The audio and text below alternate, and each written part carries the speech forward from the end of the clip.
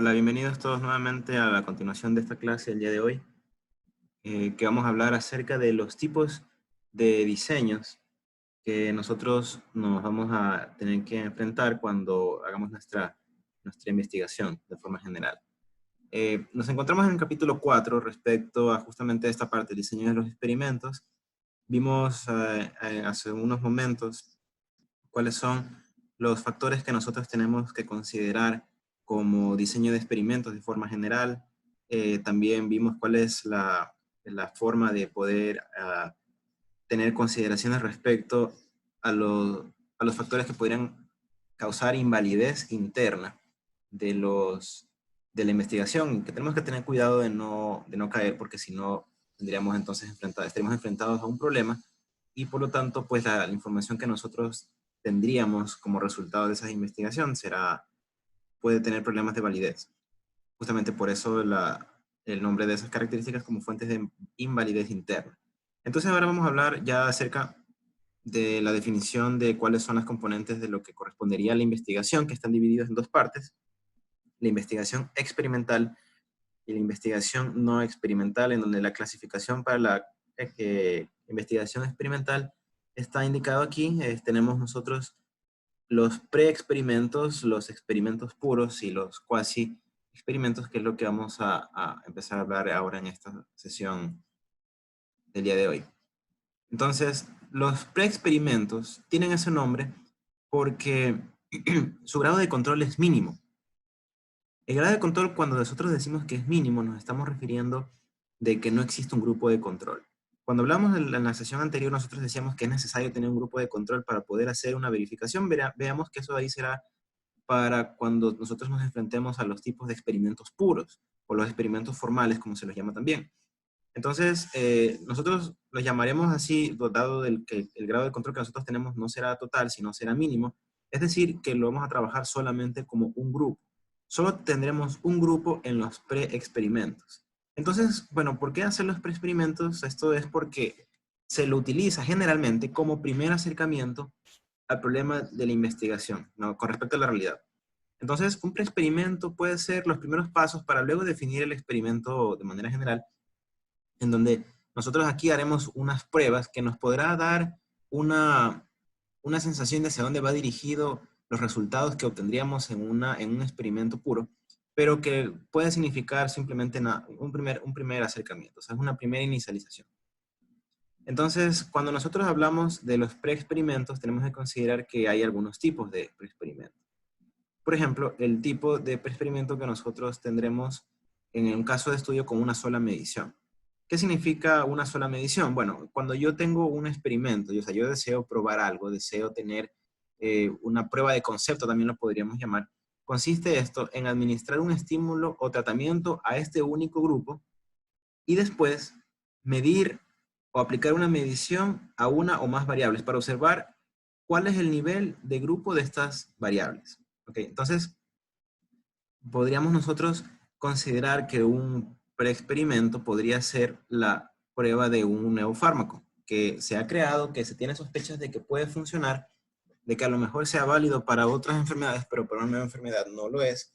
Entonces, el caso del preexperimento en esta ocasión sería un estudio de una sola medición. Entonces, tengo yo un grupo, nuevamente, eso es lo importante de un preexperimento, es que consiste en un grupo. Entonces, yo aplico el estímulo o tratamiento, y entonces yo hago la medición de variables que yo puedo determinar que son importantes de observar para poder definir si es que este fármaco o tratamiento tiene algún efecto, ¿no es cierto? Porque igual tenemos que tener alguna forma de corroborar. Entonces, yo lo hago de esta forma, en donde no existe la manipulación de variables independientes. Entonces, si se quiere ver así, es como que yo simplemente estoy haciendo la acción de suministrar el tratamiento para ver cómo resulta. Sí, para ver recién cómo está funcionando, para recién entender los fenómenos que pueden estar atrás de ello. Que esto de aquí de los pre-experimentos se lo suele realizar en tipos de investigación en donde no se tiene ni idea de cuál puede ser el resultado probable. Entonces se quiere ver simplemente cómo actúa el tratamiento o la investigación que se está realizando. Hablando del tratamiento, es más fácil conceptualizarlo así, porque uno puede tener un comprendimiento mejor de lo que significaría el ejemplo para este caso. Entonces vamos a hablar a esto, ¿no? Justamente como de tratamiento o el efecto de forma general de alguna decisión que se ha tomado para resolver una problemática. Entonces no hay manipulación de variables independientes, sino que lo único que yo hago es suministrar el tratamiento y veo cómo fueron o cómo va cambiando algunas variables que puedo definir como variables dependientes sobre la cual quiero hacer una medición. Variables o grupo de variables. Entonces, cuando nosotros aplicamos un preexperimento, no podemos garantizar la validez interna. ¿Por qué? Porque nosotros estamos contando con un grupo solamente. ¿Sí? No podemos compararlo con nadie más. Entonces, por eso simplemente cuando trabajamos con preexperimentos vamos a hacerlo con un solo grupo y no tenemos grupo de control con quien comparar como para decir que se ha administrado un placebo y entonces poder ver si es que realmente tiene algún efecto. Entonces, por eso es que los preexperimentos corresponden a una inicialización para lo que luego significaría un experimento un poco más grande, un poco más formal y eso sería un experimento del tipo puro. El segundo tipo de preexperimentos se denomina de prueba y post-prueba, nuevamente, de un solo grupo. ¿Qué significaría esto de prueba y post-prueba? Yo quiero hacer una evaluación de cuál es el estado del grupo antes de que administre el tratamiento o el estímulo. Quiero saber cuál es el estado, dónde se encuentran. Yo lo puedo tomar como punto de comparación luego con lo que yo vea como resultado. De tal manera que cuando yo vea que se puede administrar, puedo yo constatar que si se tiene algún efecto o no, y poder sacar unas conclusiones breves, no pueden ser conclusiones definitivas, sino conclusiones de referencia solamente para ver cómo va andando esta propuesta, que se lo puede llamar una propuesta que luego se convertiría en un experimento. Entonces, primero vamos a aplicar una prueba previa al estímulo o tratamiento, luego se le administra el tratamiento experimental y luego a ello se le va a aplicar una prueba posterior al estímulo. Entonces, ahí yo con ello puedo verificar cómo fue el desenvolvimiento de la solución a ese único grupo con el cual yo he aplicado el tratamiento o el experimento en sí. Entonces hay que tener cuidado con algo. Puede que en todo el proceso exista maduración. ¿Por qué? Porque yo estoy haciendo una prueba inicial y luego estoy haciendo una prueba al final. Y podría constituirse una maduración si es que la prueba es exactamente igual. Por ejemplo, podemos hablar de una encuesta. Recordemos que la maduración tiene que ver con algo que está representado con cansancio de las personas, con el estado de ánimo también. Entonces, cuando lo trabajamos antes y después, luego de toda una prueba, ¿sí? Podemos tener este efecto. Entonces hay que tener cuidado porque tiene que estar formulada la prueba de inicio y la prueba al final del estímulo, de tal manera de que no produzcamos ese sesgo que nos pueda producir una validez, otra invalidez interna, a pesar de que ya nosotros tenemos que considerar que hay una presente, que es el hecho de no tener un grupo de control. Entonces, ahí con ello, nosotros lo tenemos que considerar. Igual también un factor adicional que tiene que estar presente, que nosotros corremos un riesgo. El riesgo es que nosotros podamos elegir un grupo atípico que en el momento del experimento no se encuentre en estado normal.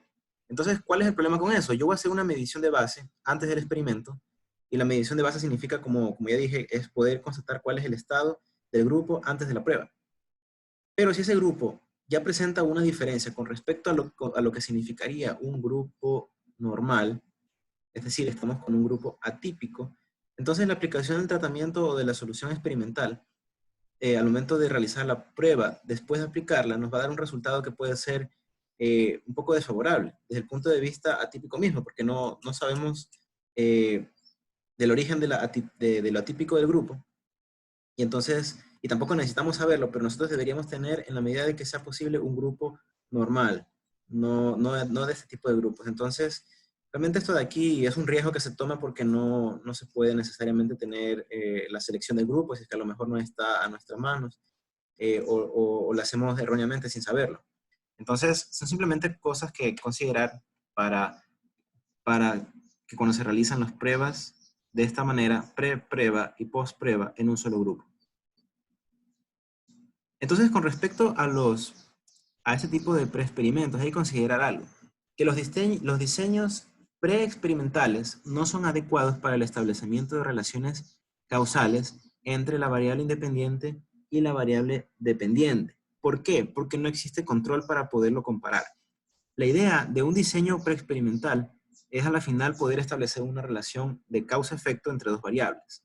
Pero esto de aquí yo lo logro constatar a través de un grupo de control. Entonces, al tener la ausencia de ese grupo de control, nosotros tenemos como única opción que este tipo de experimentos sean utilizados como ensayos para lo que luego sería un experimento con mayor control. Y ahí, claro, con toda la formalidad, donde tendremos un grupo al cual aplicaremos el tratamiento y un grupo al cual no lo trataremos, pero vamos a igual a medir cuál es el efecto sobre las variables dependientes en ambos grupos, haciendo uso de la metodología que hayamos definido y considerando también que nosotros podíamos aplicar algún tipo de instrumento placebo para poder luego, para no tener un sesgo, porque si yo a un grupo de personas al cual consideraría el grupo de control no le aplico este test de placebo o la forma de hacerlo para tener grupo de control, entonces ellos van a decir, bueno, entonces, ¿qué es lo que está pasando? Entonces yo lo estaría como que de alguna forma sesgando porque no les estoy dando a creer de que también estoy incluyéndolos a ellos. Entonces se tendría claramente la diferencia entre el grupo. Ellos se enterarían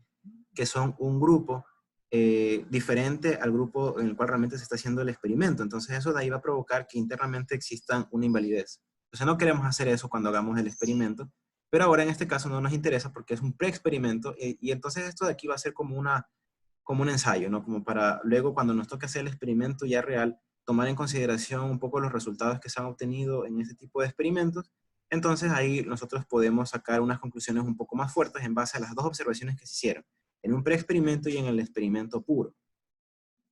Entonces es importante considerar que los preexperimentos nos sirven a nosotros en ocasiones para hacer estudios exploratorios. Estudios exploratorios, recordamos de que era la forma definida de que hacían un compendio de todas las técnicas que se han realizado con respecto a un tema en particular y que sirve para informar a las personas que están recabando información para empezar sus propias investigaciones. Pero también en algunos estudios exploratorios que son un tanto ambiciosos, intentan ver cómo se da o qué tan factible es el cambio de una variable dependiente al administrar una solución que puede ser idea concebida como el conjunto de toda la revisión bibliográfica que se ha hecho, el estado del arte como tal, y que puede surgir esta idea para que pueda aportar como un punto de inicio también para otra investigación, a través de la presentación de alguna metodología que constituya un preexperimento. Entonces, estos estudios exploratorios que usan preexperimentos son aquellos que van un poco más allá. Entonces, como dije, es una prueba de concepto que podría ayudar al investigador luego a continuar en una investigación un poco más formal y entonces allí poder ya realizar las conclusiones definitivas, porque para este tipo de experimentos, los diseños preexperimentales, no es posible obtener conclusiones seguras. Esto es por varios motivos. Primero, por la invalidez interna que puedo tener yo al realizar la prueba solamente a un grupo. Luego de que yo no puedo realizar relaciones de causa y efectos sobre las variables, por la naturaleza en cómo se desarrolla el experimento, porque yo no tengo control sobre la variable independiente.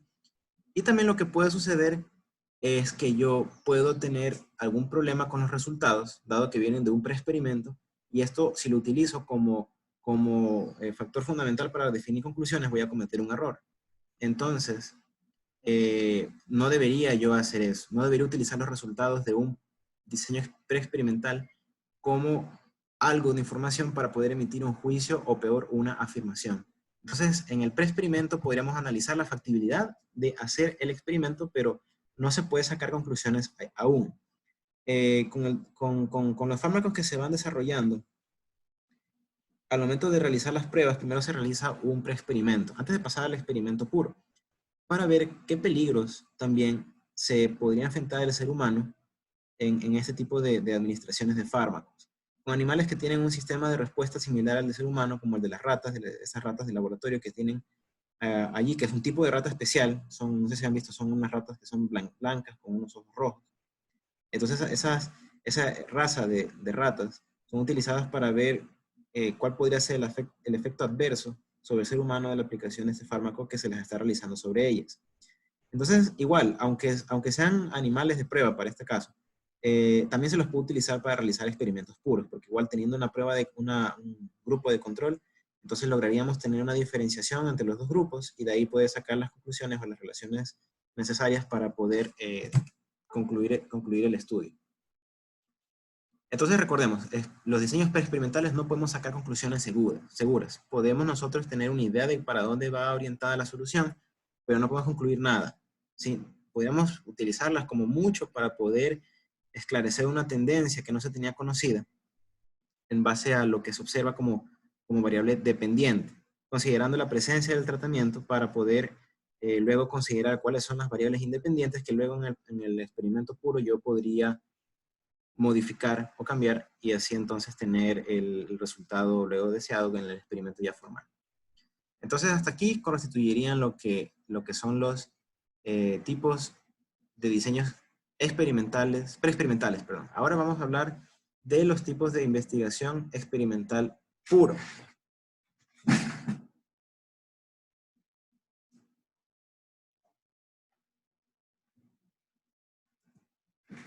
Entonces en los diseños de experimentos puros es importante considerar que tenemos que cumplir dos requisitos para lograr el control y la validez interna, algo que nosotros necesitamos para poder llevar a cabo un experimento. Esto de aquí fue lo que hablamos en la sesión anterior.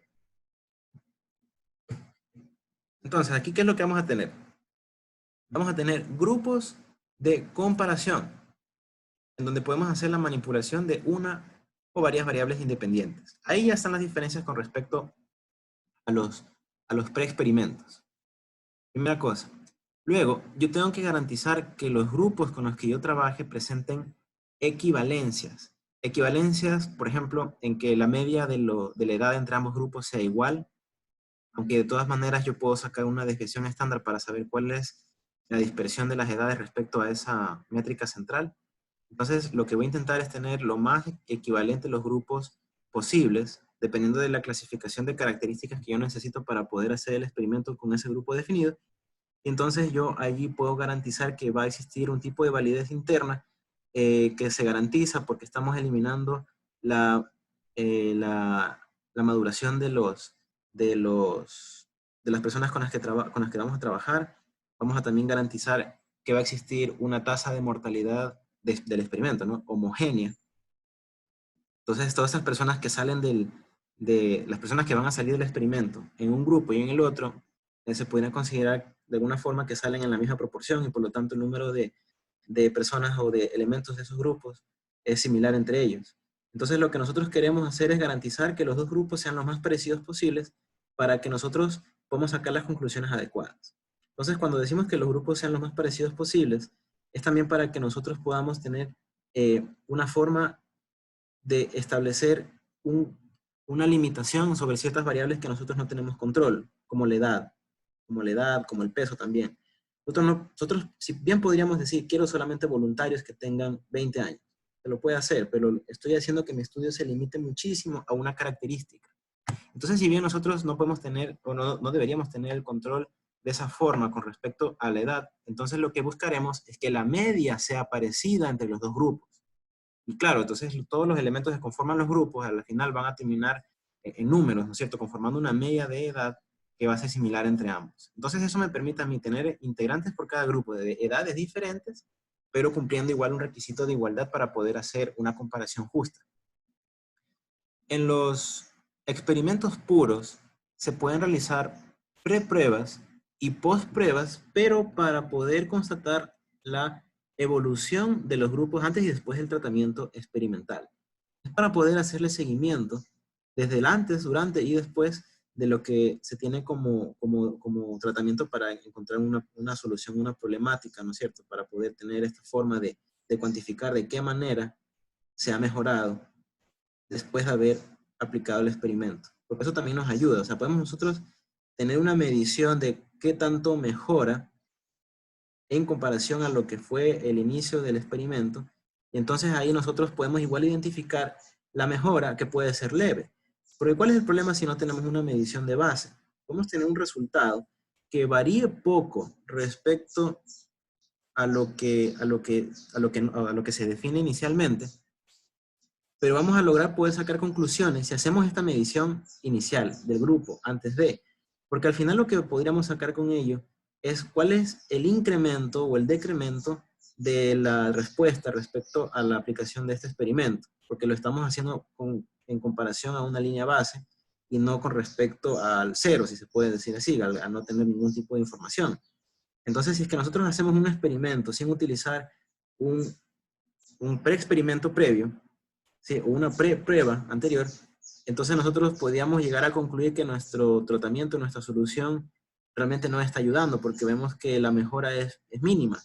Pero si lo comparo con respecto a lo que nosotros teníamos como línea base para ese grupo, podría establecer que sí existe una mejora que, si bien no es considerable, es algo que tampoco puedo despreciar, porque de todas maneras existe la mejoría.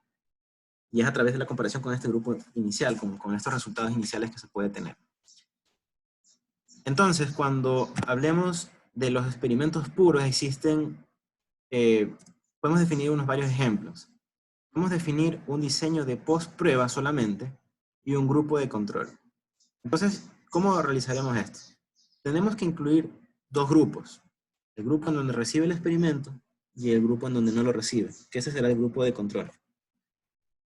De tal manera como que cumplimos nosotros con la característica de experimento puro, tener dos grupos con esas características. Entonces allí nosotros podemos hacer lo siguiente. Podemos hacer que la variable independiente alcance dos niveles, que sería presencia o ausencia. Pero nosotros igual podemos trabajar con varios niveles, ¿no? Depende de cómo sea la característica de la variable independiente que nosotros deseemos utilizar, pero digamos que podríamos tener un caso así, en donde tengamos presencia o ausencia, administro o no administro el tratamiento.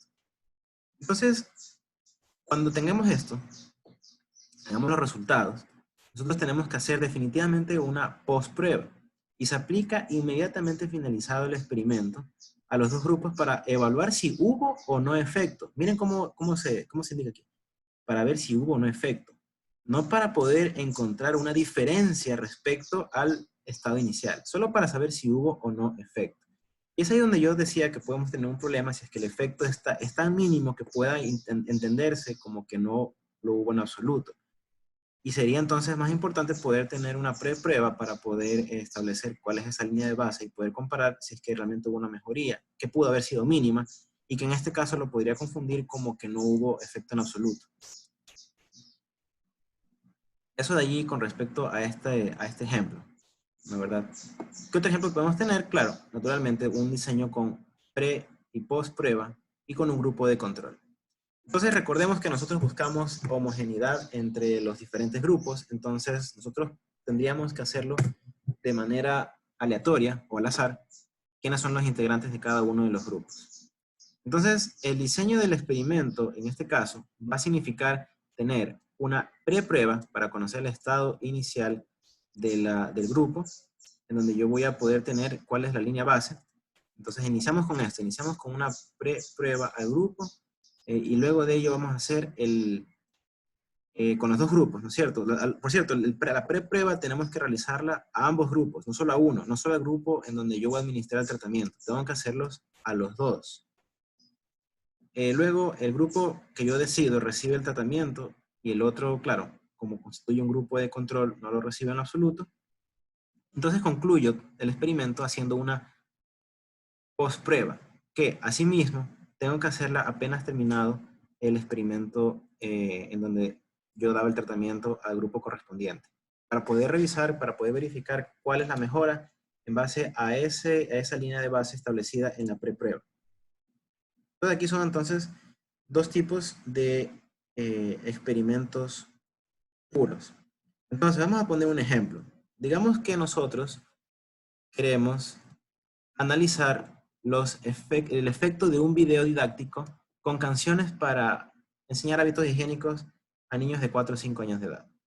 Eso es lo que nosotros queremos tener como un punto de partida para una investigación. Queremos hacer esto, analizar el efecto de utilizar un video con canciones para enseñar hábitos higiénicos a los niños de 4 o 5 años de edad. Entonces, nosotros nos establecemos o nos proponemos la siguiente pregunta de investigación. Los videos didácticos musicalizados. Entonces, miren la especificidad. Ya estoy haciendo un poco más claro con cómo lo voy a hacer. Los videos didácticos musicalizados son más efectivos para enseñar hábitos higiénicos a los niños de 4 o 5 años en comparación con métodos tradicionales de enseñanza. Esa es la pregunta de investigación que yo me establezco. Entonces ahí yo estoy estableciendo una comparación, ¿no?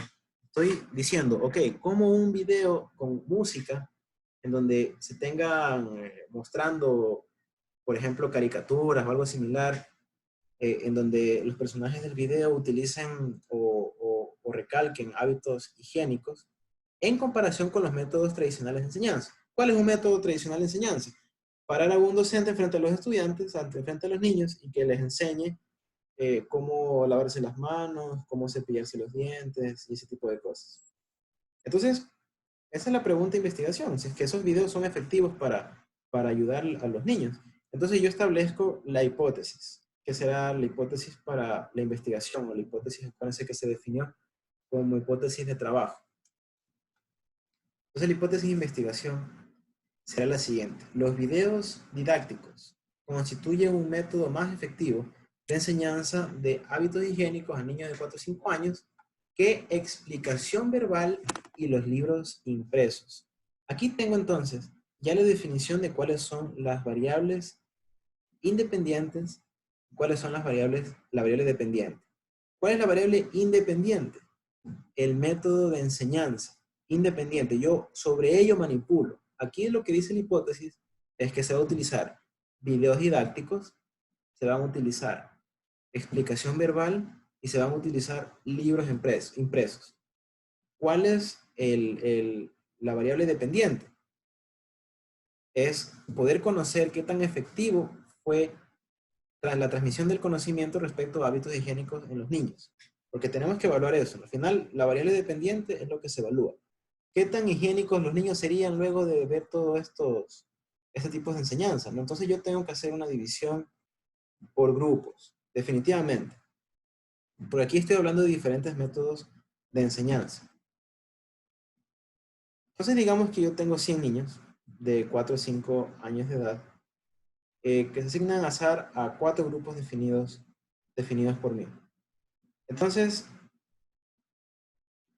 yo quisiera que me diga alguien por qué tiene la idea de por qué el número 100 es un buen número para poder definir grupos experimentales, porque este de aquí, número 100, no es casualidad. Es algo que constituye un factor importante a considerar al momento de hablar, estadísticamente hablando la población que se elige.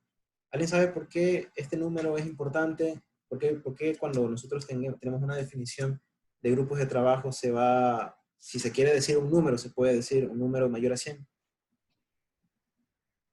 Como número de elementos del grupo, en total.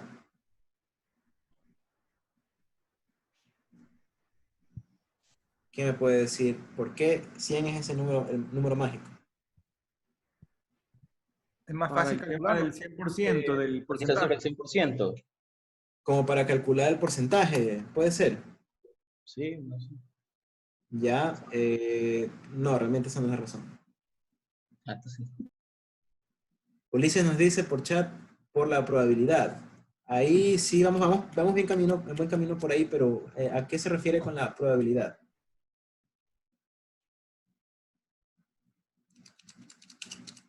¿Quién podría decirme por qué por la probabilidad? Porque esa sí va por ahí la razón.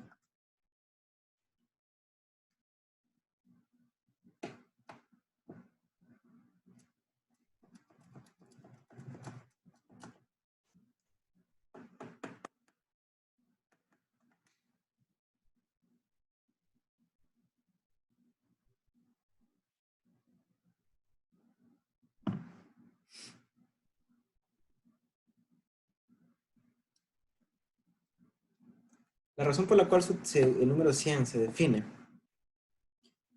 es porque cuando nosotros decíamos de que buscamos de que los elementos de los grupos sean lo más homogéneos posibles, estadísticamente hablando, estamos hablando de una distribución normal. Una distribución normal tiene como característica fundamental de que abarco un cierto número de elementos en mi muestra que tienen las mismas características que la población. Digamos que en el Ecuador, bueno, en el Ecuador obviamente no hay 100 niños entre 4 o 5 años de edad. No hay 100 niños. Hay mucho más que eso. Hay miles de niños que están dentro de esa edad.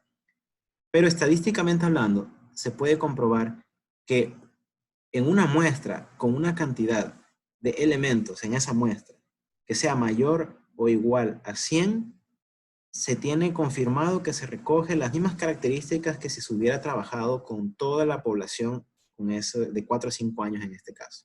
O sea, en otras palabras, trabajar con 100 niños de 4 a 5 años me va a ofrecer resultados muy similares a que se hubiera convocado a todos los niños del Ecuador de 4 a 5 años, debido a que las distribuciones, dependiendo de las características, pueden tener ciertos sesgos, ¿no es cierto?, hacia un lado, hacia el otro, dependiendo de varios factores, por ejemplo, de que si los niños vienen de algún tipo de sector de la ciudad o si tienen alguna no sé, tipo de educación en particular, por ejemplo, educación en casa o educación en alguna escuelita o si, no sé, algún familiar los cuida, etc.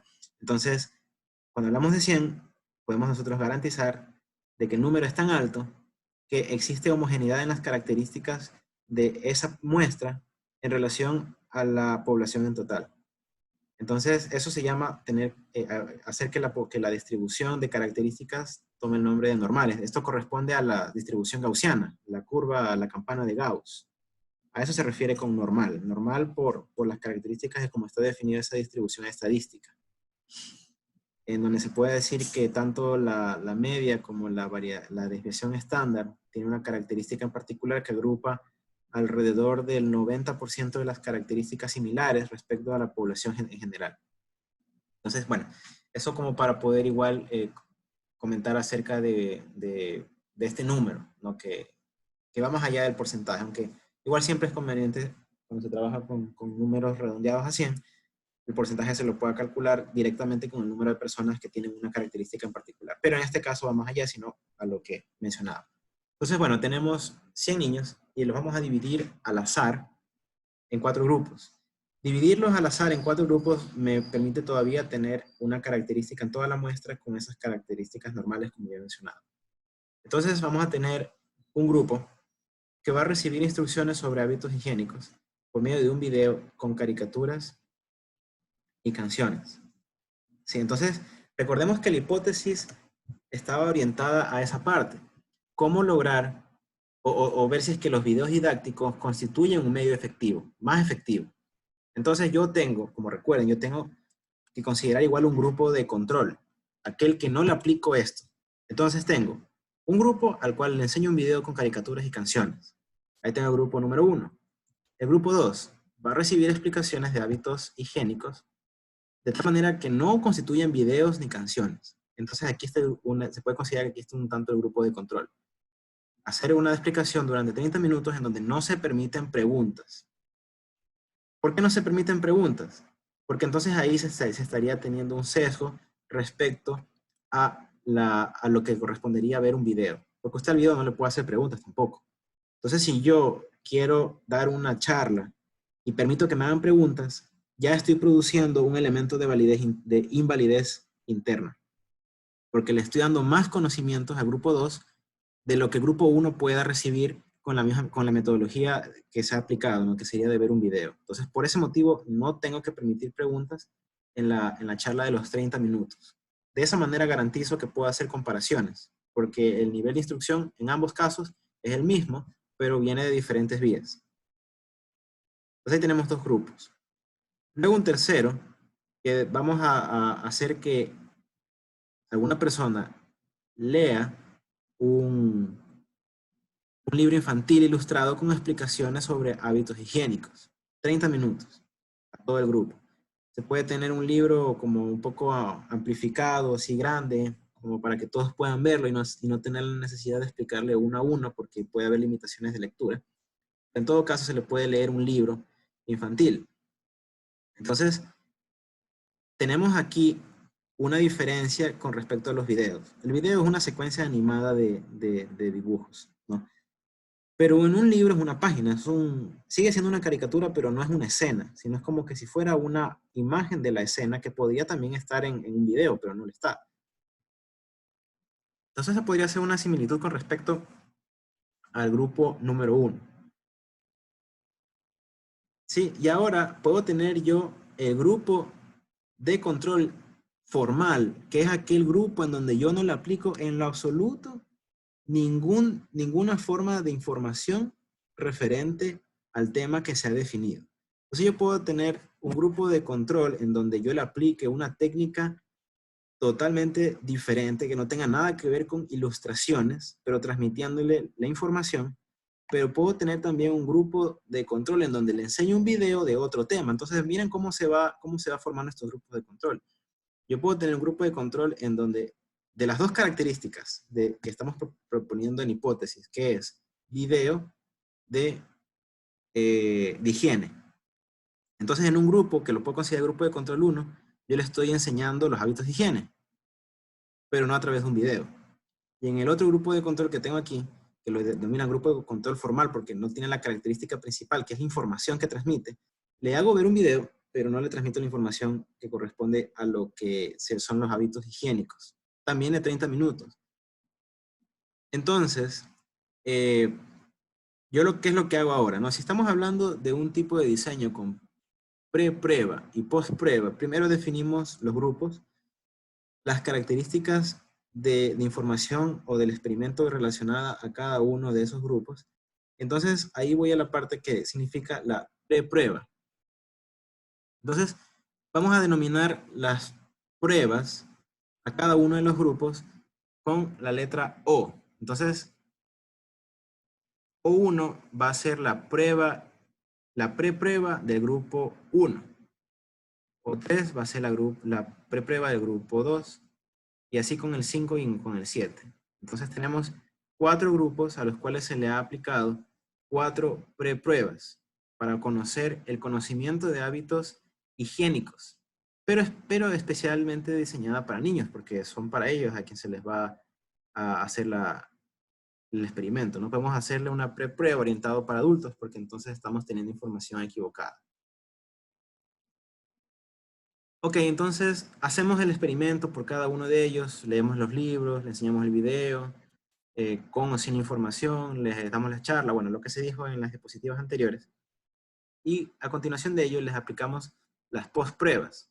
Entonces, la prueba o postprueba O2 es para el primer grupo, O4 para el segundo grupo, O6 para el tercer grupo y O8 para el cuarto grupo. Entonces, bueno, lo que viene a continuación es justamente poder encontrar lo que se denomina la ganancia de cada grupo. Es decir, cuál es la diferencia de la situación para cada uno de los grupos al final de la prueba respecto al inicio de la prueba. Entonces, aquí tenemos para los grupos. X1 es el grupo 1, X2 es el grupo 2, X3 y X4 pues también los mismos para los grupos 3 y 4. Y aquí tenemos relacionadas las prepruebas, que son estas de aquí de color rojo. Estas son las prepruebas.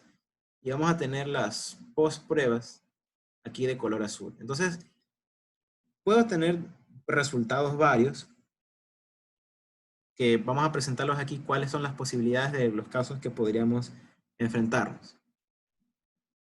Entonces, digamos que tenemos lo siguiente. Interpretemos lo que está indicado aquí como resultado. O1 es diferente a O2. O3 es diferente a O4. O5 es diferente a O6 y O7 es diferente a O8. ¿Eso qué significa? Al tener diferencias entre la postprueba y la preprueba, yo puedo decir que sí hay efectos en cada uno de los grupos. Si hay un efecto, eso significa la desigualdad. Que sí un efecto o que sí hay una diferencia del antes respecto al después. Entonces en el primer grupo que se aplicaron las instrucciones por medio de un video, se puede observar que hubo una diferencia, hubo un efecto. En el siguiente, que es el que tenemos aquí, O3 es diferente a O4, recibiendo las explicaciones de videos, de los temas de higiene por parte de una profesora, también hubo efecto. O5 diferente a O6 significa en el grupo 3 que sí hubo efecto cuando a los niños se les leyó un libro respecto a la higiene. Sí se pudo tener allí una mejoría también en ese mismo grupo. Y que O7 sea diferente a O8 significa que cuando se les hizo ver un video de otro tema, sí hubo también un efecto entre la pre-prueba y la post-prueba. Entonces eso primero que quede claro. Y luego, en la línea de continuación, me dice que todo esto que estoy encerrando en casillas, todos los efectos, aun cuando fueron diferentes a lo que se obtuvo como punto de partida inicial, son diferentes también entre sí. Son diferentes también entre sí. Entonces, ¿qué significa eso finalmente? Que hay efectos en todos los tratamientos experimentales, pero cada uno de esos efectos fueron diferentes, no fueron iguales. Entonces puede ser que en algunos casos puede haber habido mejoría, en otros casos empeoró, no se sabe, ¿no? Eso de ahí no está definido en ese ejemplo, pero lo que sí se sabe es que aun cuando los resultados presentaron diferencias al final con respecto al inicio, esos efectos no fueron iguales en todos los grupos. Eso es la interpretación.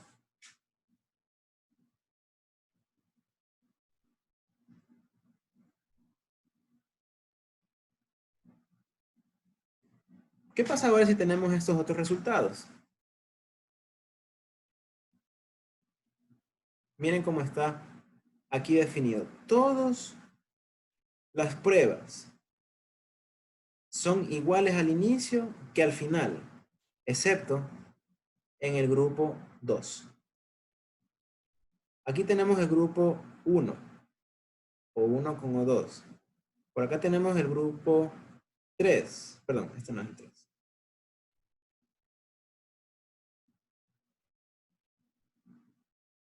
Este es el grupo 3. Y por acá está el grupo 4. Si se dan cuenta, lo mismo que obtuve al inicio del experimento, lo obtuve al final del experimento, y todos esos valores son iguales a la preprueba del grupo 2.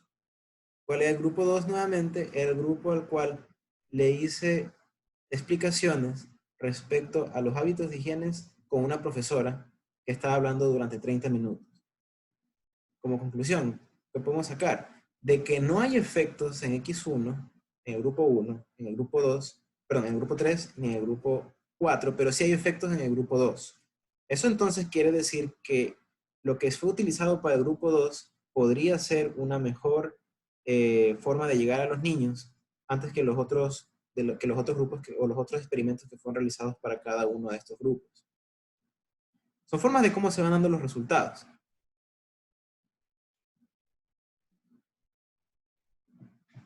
¿Estamos claros hasta esta parte?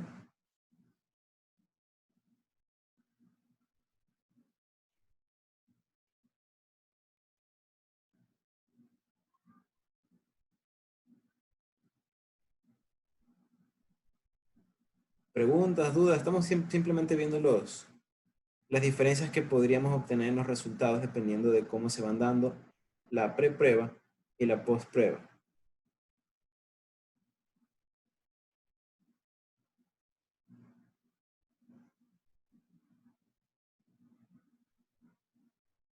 De acuerdo. ¿Qué más? Tenemos aquí otros resultados. Otros resultados podemos tener. Tenemos que o 1, 3, 5 o 7 fueron iguales. Eso quiere decir que los resultados de las prepruebas en cada uno de los casos son iguales. Podemos tener que o 2, 4, 6 y 8 también fueron iguales entre sí, pero que este primer grupo que correspondería a ser la preprueba, de alguna manera si graficamos el menor significa que hubo una mejoría o que el conocimiento de los niños al aplicarle la preprueba era menor al conocimiento de los niños luego de las pruebas aplicadas. ¿Cuál es la conclusión que yo saco? Es que no hay efectos de los tratamientos experimentales, sino un posible efecto de sensibilización de la preprueba o de maduración de todos los grupos. Porque lo que estoy diciendo aquí es que sin importar el método que yo use, todos presentan una mejoría. Entonces es algo un poco extraño, especialmente para el grupo 4, porque en el grupo 4 no le hablé nada de la higiene. ¿cómo ellos pueden tener un mejor conocimiento de la higiene si en el video que yo les mostré él hablaba de otro tema? Eso es lo fundamental en este caso. Si aquí el grupo 4 hubiera sido descartado, en donde yo hubiera tenido esta desigualdad cumpliéndose, pero O7 es igual al O8, entonces ahí yo puedo concluir que todos esos métodos que fueron aplicados, que era la de leer el libro, la de la clase con la profesora, y la de ver el video con los estudiantes, respecto a todos esos tres casos, a la higiene de los estudiantes, entonces presentan una mejoría. Cuando yo hubiera tenido un experimento en donde el método propuesto funcionaba, es decir, que la hipótesis que yo planteé era verdadera, en donde los resultados que yo tenía en el grupo 2 se pueden evidenciar que había una mejora. O sea que O3 es menor a O4. O sea que el conocimiento de la higiene respecto a ese sería para el grupo 1.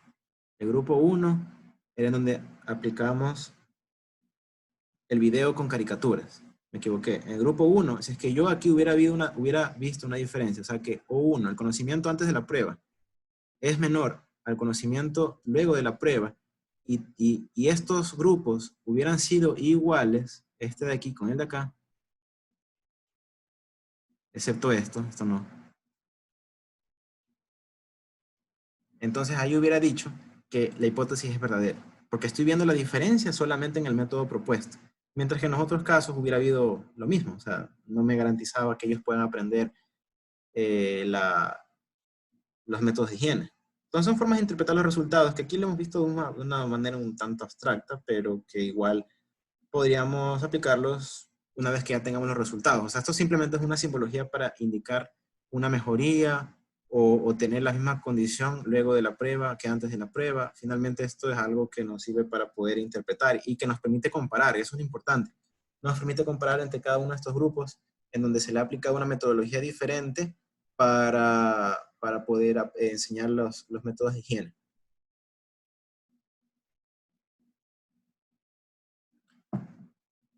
Entonces, hay otros tipos también de diseños de experimentos puros que vale la pena mencionar. Uno de ellos corresponde a ser el diseño de series cronológicas múltiples. Bueno, ¿esto qué significa? Eso significa hacer un diseño que corresponde a tener varias observaciones o mediciones de las variables en diferentes tiempos, o sea, a través del tiempo.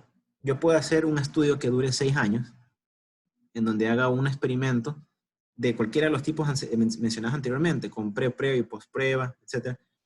Y yo pueda tener allí cuantificado cuál era el estado de mejoría o el nivel de mejoría respecto a un parámetro que yo quería visualizar, que sería una variable dependiente.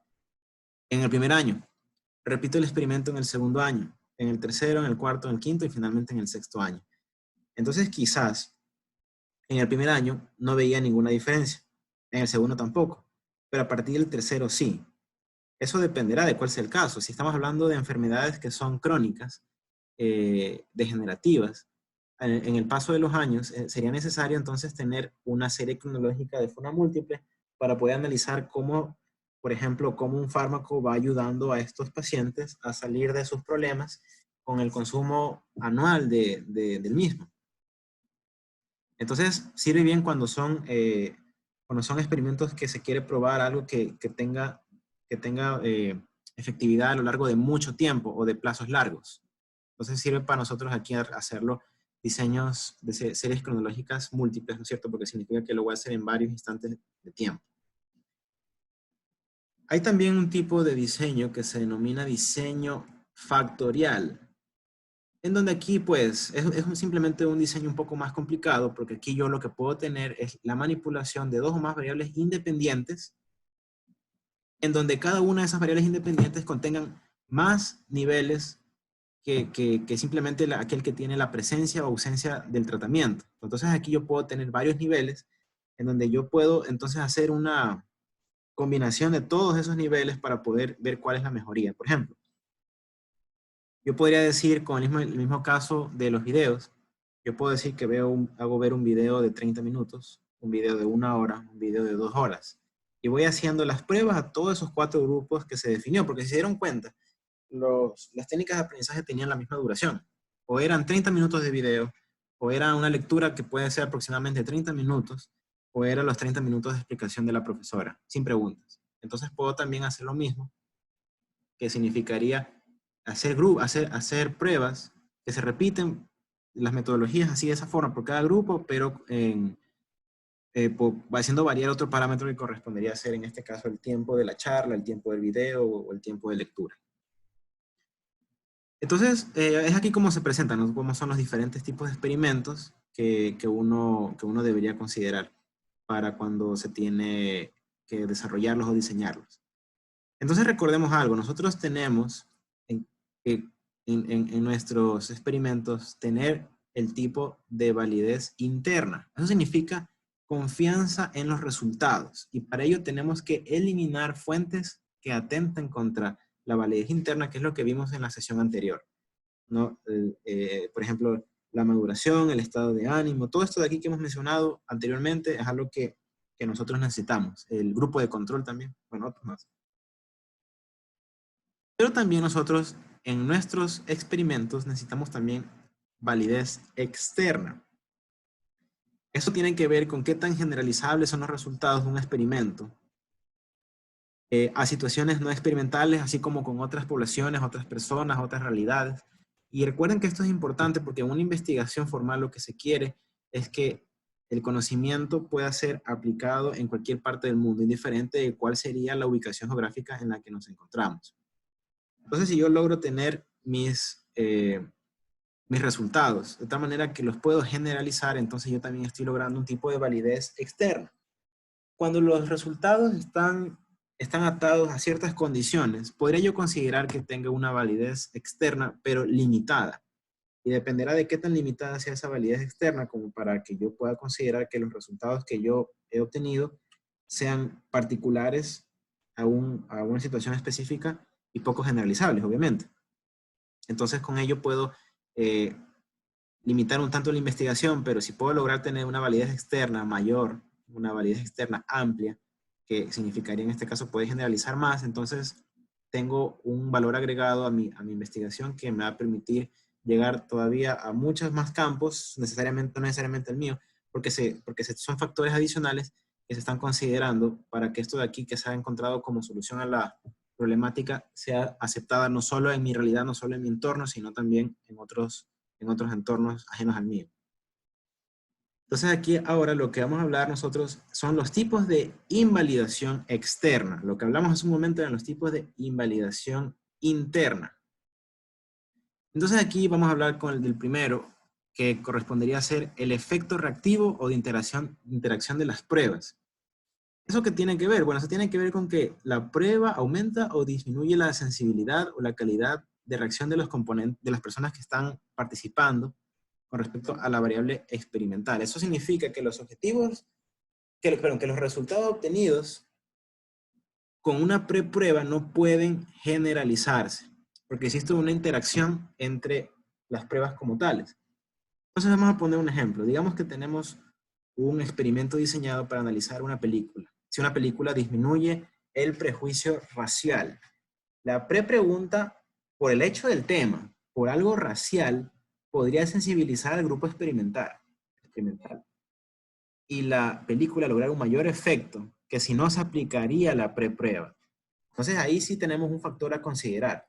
Por un tema racial en donde si se quiere hacer o promulgar a que un prejuicio racial se disminuya con respecto a alguna raza en particular, y las personas que yo estoy considerando dentro de mi estudio son parte de esa raza que ha sido prejuiciada o que ha sido marginada, entonces ya de por sí yo ya estoy haciendo un producto de validez o algo de invalidez externa. No se desea que exista interacción de las pruebas, porque puede causar algún tipo de sensibilidad.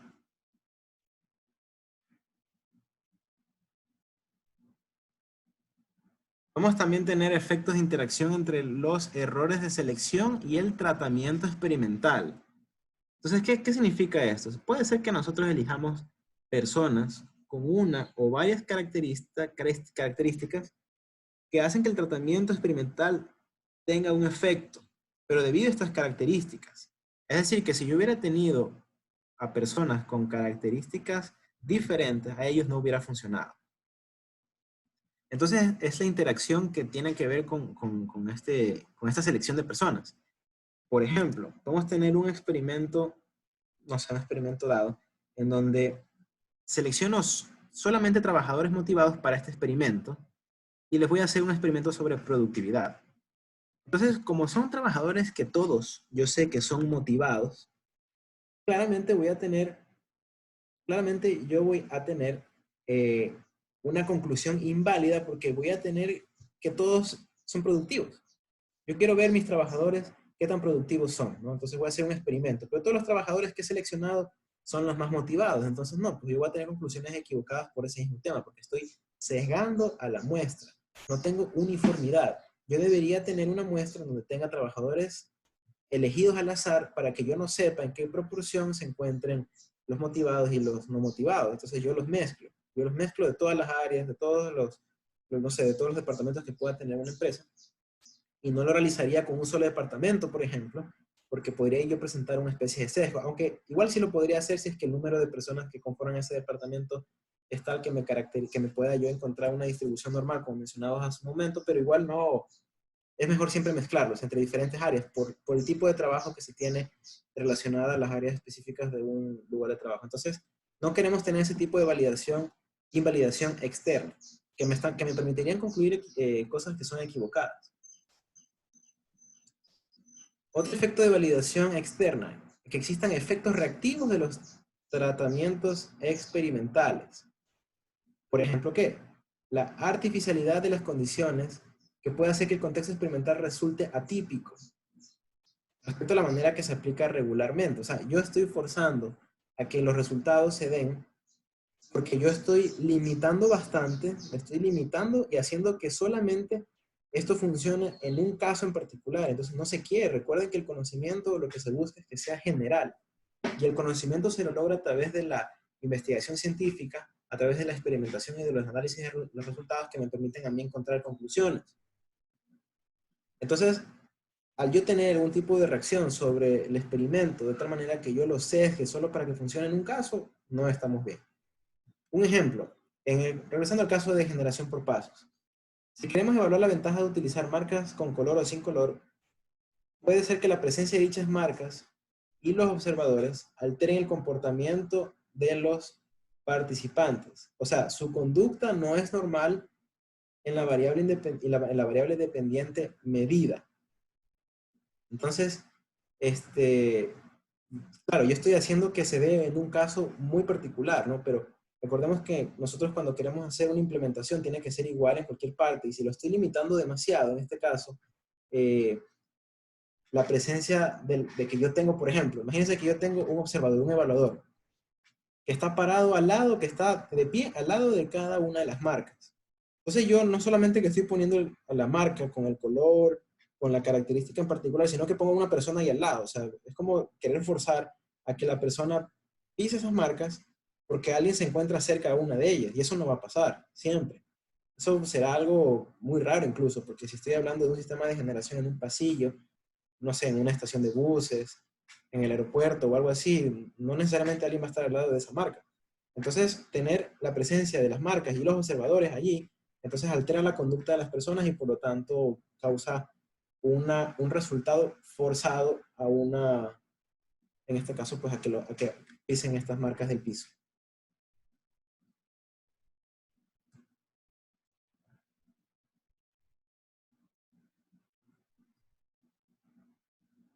Tenemos también la inferencia de tratamientos múltiples. ¿Qué es esto? Bueno, esto es cuando se aplican varios tratamientos a un grupo experimental para conocer sus efectos por separado y en conjunto. Incluso cuando hablamos de tratamientos de efecto reversible. Entonces imagínense de que yo le aplico a un grupo un tipo de tratamiento que por el hecho de ser reversible, luego yo quiero aplicar otro tratamiento. No puedo regresar a la condición inicial porque ya hice un efecto que significa que no va a cambiar. Vamos a estar en un punto de no retorno. Entonces, si yo aplico una secuencia de tratamientos a un grupo en donde una de los tratamientos es algo irreversible, entonces, pues, estoy haciendo estoy cometiendo un error al sacar conclusiones de forma apresurada. ¿Sí? Por ejemplo, si es que hay ciertos tipos de enfermedades, especialmente enfermedades cerebrales, que se curan con microlesiones en la corteza cerebral. Una microlesión en el cerebro es algo que no es reversible, es irreversible. Entonces, si yo quiero aplicar varios métodos y ese método lo aplico primero a un grupo de personas, no esperaría yo poder obtener resultados diferentes, pues con un método adicional, luego de haber aplicado el método irreversible. Justamente por eso, porque yo no lo voy a volver a regresar en el estado inicial. Por ejemplo, si en un caso de una enfermedad, yo le puedo administrar a un paciente un fármaco. Y ese fármaco, cuando se va a su efecto, la enfermedad regresa. Pero al realizar una microlesión, ya eso no va a pasar. Entonces no tengo cómo comparar y ahí cometo errores con respecto a mis conclusiones. Entonces aquí se denomina inferencia de tratamientos múltiples. Cuando tengo varios tratamientos que se aplican sobre una persona, sobre un paciente, sobre un grupo, en donde ya existe una irreversibilidad de alguno, provocado por alguno de ellos.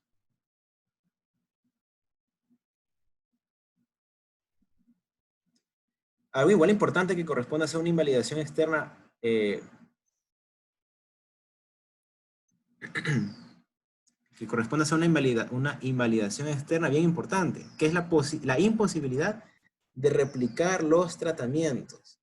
¿Por qué motivo? Pueden ser porque sean muy complejos, o pueden ser porque se los realizan situaciones que no van a pasar en la realidad, que son imposibles de generalizar.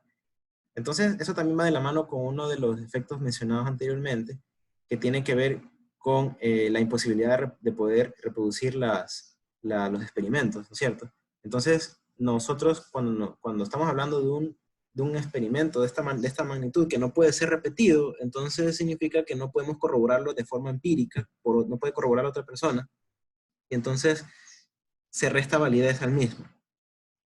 Se le resta validez al mismo, y una validez importante se le resta, porque no puede repetirse. O sea, como a una persona le funciona y nunca más volvió a funcionar, no lo puedo yo repetir, entonces eso hace de que el experimento se haga inválido.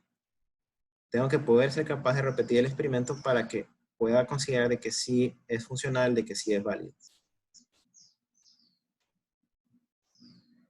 Otra también fuente de invalidación externa es aquella que tiene que ver con las descripciones insuficientes del tratamiento experimental. Eso es cuando no se describe de forma detallada en el reporte de estudio, sino que quedan vacíos y por lo tanto otro investigador tampoco puede reproducirlo en su lugar de trabajo, porque le falta esa información. Entonces es imposible que se pueda comprobar los resultados que yo he obtenido en la publicación o en la investigación que yo deseo realizar, porque no está claro cómo puede repetirse el experimento, que permitirá también el desarrollo de otros conocimientos relacionados a lo mismo.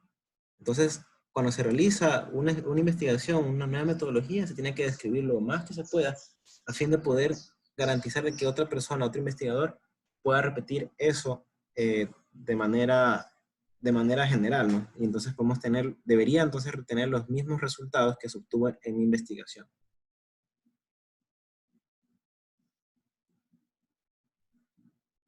Algo importante también que considerar son los efectos de novedad. Sí, por ejemplo, que un tratamiento puede ser positivo simplemente por el hecho de ser novedoso. ¿No? Simplemente por ser novedoso, por ser algo que no había antes. Por ejemplo, podemos mencionar que en el caso de la generación de pasos, podemos inducir paulatinamente a los participantes y esperar que se asimilen los cambios provocados a este, por la novedad del sistema que significa, ¿no? Por el hecho de que es un sistema de generación eléctrica solo por pasar en un corredor, en algún patio o algo que tenga esta tecnología. Entonces, esto estamos como que provocando un sesgo porque estamos diciendo de que esto funciona porque es nuevo, no necesariamente es cierto eso.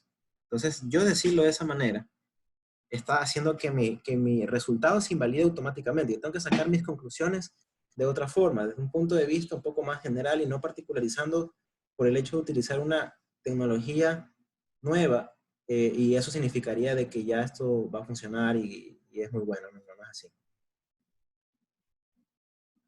Otro efecto de invalidación externa es el experimentador. Eso significa que, son aquellos experimentos en donde funcionan bien solo porque la persona que los está realizando le funciona. O sea, solo porque el individuo, la persona con nombre y apellido, lo hace. Entonces, esto genera alteraciones de alguna manera. Si es que hablamos del punto de vista de invalidación interna, también a su momento, porque puede dar explicaciones de más. Entonces, a la final, lo que significa esto es que produce alteraciones o cambios que no se presentan, perdón, en situaciones no experimentales. Entonces, el evaluador puede cometer el error, sea de dar información de más, eso produce una generalización, una invalidación interna, pero también puede ser que es porque el investigador o el evaluador está tomando los datos de alguna forma que él termina concluyendo que es funcional, pero puede ser por varios motivos. Puede ser porque lo forza y eso obviamente es grave porque significa que está mintiendo, o que lo está tomando de alguna manera que no es válida. Entonces, o sea, puede considerarse que sea por error humano esta parte también. Error humano, la fuente de invalidación externa, el evaluador. Y un último, como estamos aquí, perdón, un ejemplo, que el tratamiento solo tiene efectos con intervención de un experimentador dado. No, pues eso no puede ser. No puede ser que solo porque el investigador X la realiza, funciona. Eso significa que algo está haciendo que o no lo ha descrito bien, o lo está haciendo mal, o lo está forzando. Y ahora, un último factor de invalidación externa que corresponde a ser la interacción entre la historia o el lugar y los efectos del tratamiento experimental. No, recordemos que la historia, eso tiene que ver con un contexto en particular de la persona con la que ha venido. Eso es algo anterior al experimento. Entonces es un tratamiento conducido en un contexto en particular que puede no ser duplicado porque ya sucedió antes y no puede pasar otra vez. Entonces, por ejemplo, podemos hablar de un estudio que se efectuó en una empresa en el momento en donde se reestructuran departamentos. Entonces, eso sería una fuente de validación externa, porque nosotros podemos considerar que algunos departamentos van a seguir existiendo, otros se van a fusionar, otros pueden desaparecer. Entonces, ese estudio que yo voy a tener como beneficio para la empresa a futuro no le va a servir porque ya esos departamentos ya dejaron de existir y debería más bien repetirlo o realizarlo luego de la reestructuración, porque las condiciones en las cuales se realizaron ya no van a poder ser reproducibles. Ya no es posible volver a contar con esos departamentos que había antes.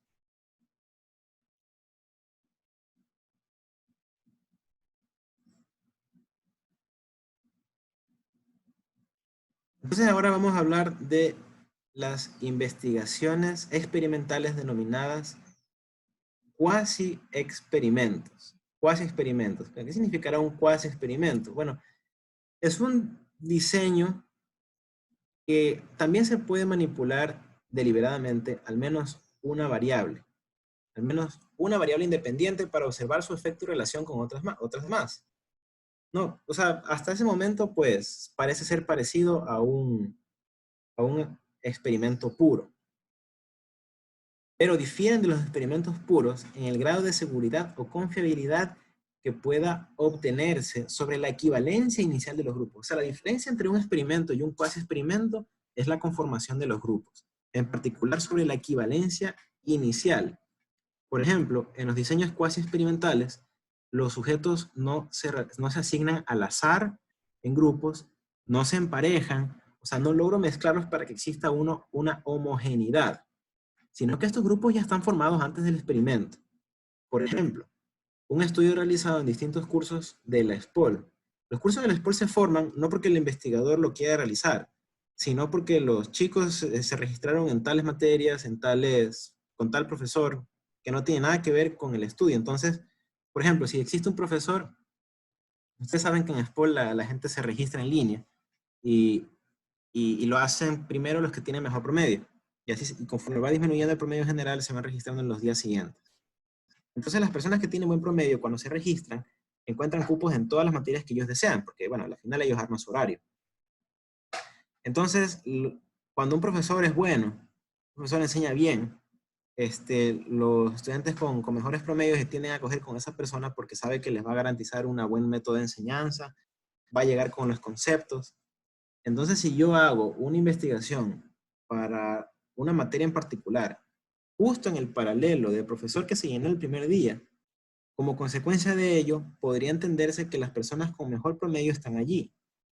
Y entonces eso es una característica de diferencia con respecto al último paralelo en llenarse, que serán conformados por aquellos que tengan un menor promedio.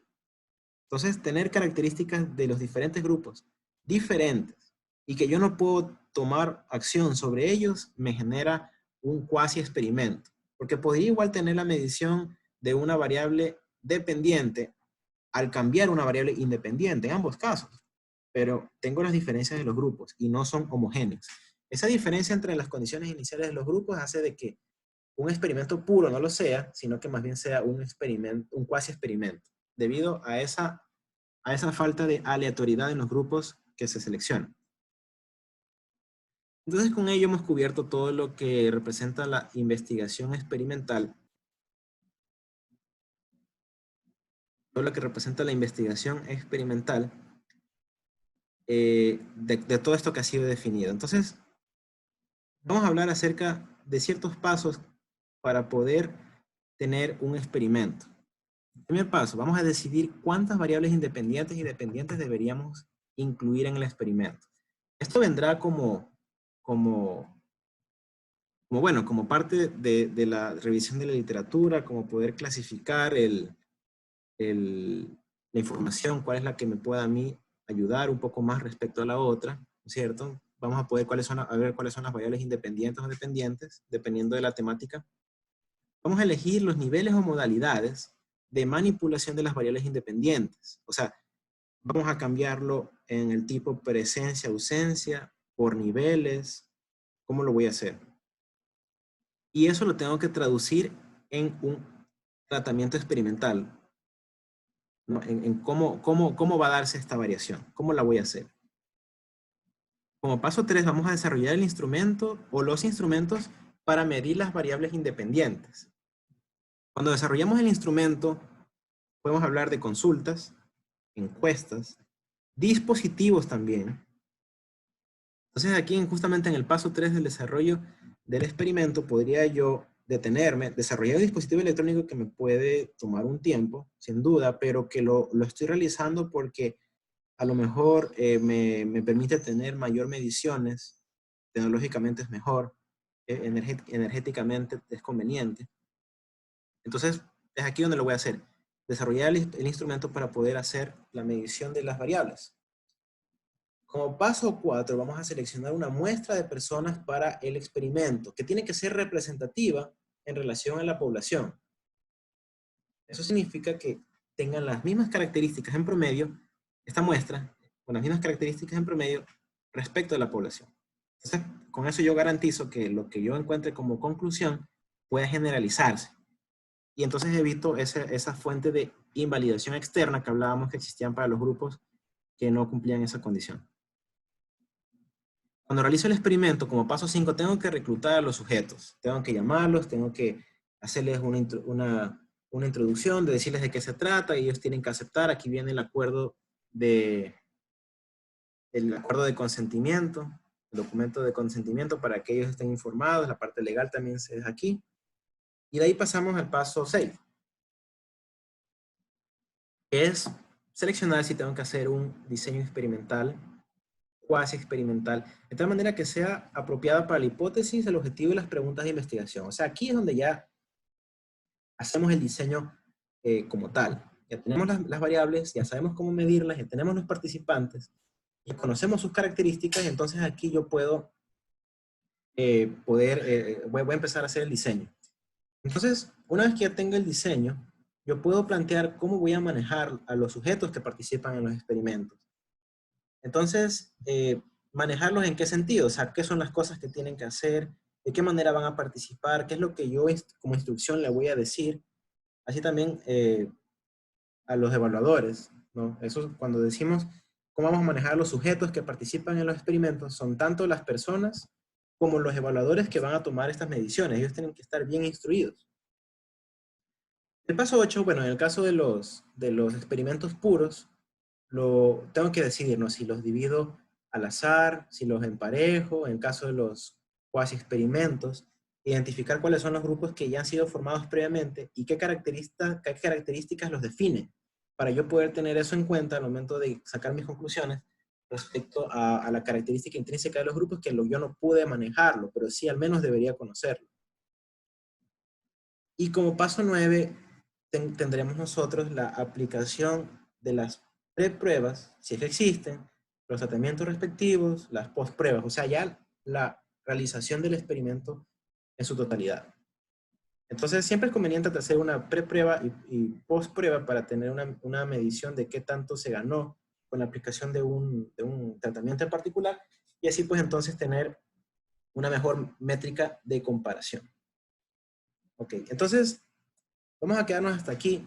Son las 4 de la tarde ya. El día de mañana vamos a continuar con esta parte de investigación no experimental y vamos a ver qué son los diseños transversales longitudinales. Y también vamos a hablar un poquito más de lo que significaría la toma de la muestra, la definición de la muestra y un poquito también de los métodos estadísticos. Cuando terminemos ahora voy a empezar a subir los videos en YouTube si todo sale bien y no demora mucho para que estén disponibles ahora. Y pues, bueno, en todo caso nos vemos el día de mañana a las 8:30 de la mañana. ¿Tenemos alguna pregunta con respecto a la clase de hoy?